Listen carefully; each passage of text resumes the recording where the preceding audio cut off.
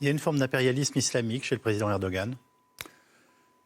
Il y a une forme, oui, il y a la volonté de revivifier un empire mort. Il y a une idéologie néo-ottomane. Il y a une idéologie belliqueuse et guerrière, et ce n'est pas de la guerre des mots. Non. Mais surtout, ce qui me frappe en écoutant toutes ces déclarations, c'est qu'il parle comme les gens de Daesh. Quand il dit « les Français sont-ils prêts au même sacrifice que nous ?» Oui, oui.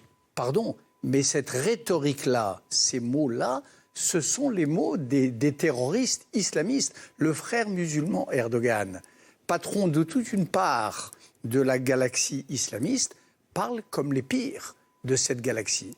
Alors face à ça, il faut en effet garder son calme, réagir avec responsabilité, mais enfin il y a des mesures à prendre.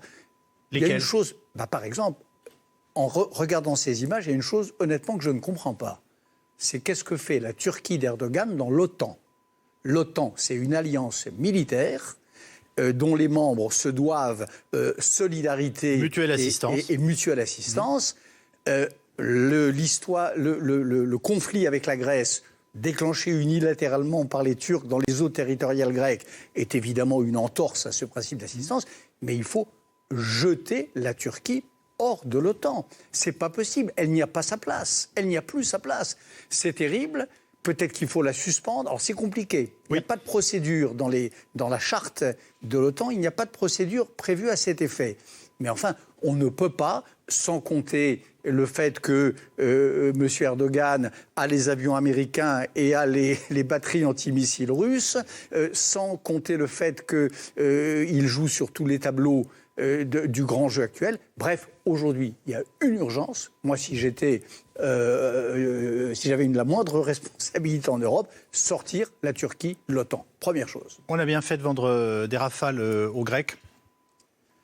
Ben oui, malheureusement, je ne suis pas... On les arme. Vendre des armes, c'est jamais bien. La guerre, c'est pas bien. Mais quand on a affaire à un fou pareil, dont les menaces ne sont même plus voilées, qu'est-ce que vous voulez ? La Grèce, pays ami, berceau de la démocratie, pays qui a tellement souffert, qui a fait des sacrifices terribles pour rester à l'intérieur de l'Europe, au moment de Tsipras, du référendum, etc.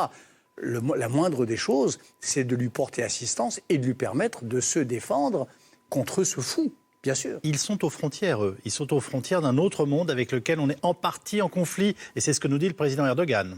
Je vous parle des Grecs, bien sûr. Bien sûr, ils sont en première ligne, mais la Grèce, c'est nous.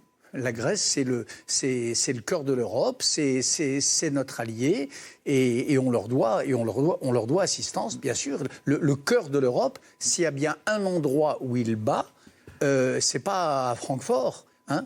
C'est à Athènes, c'est au Parthénon.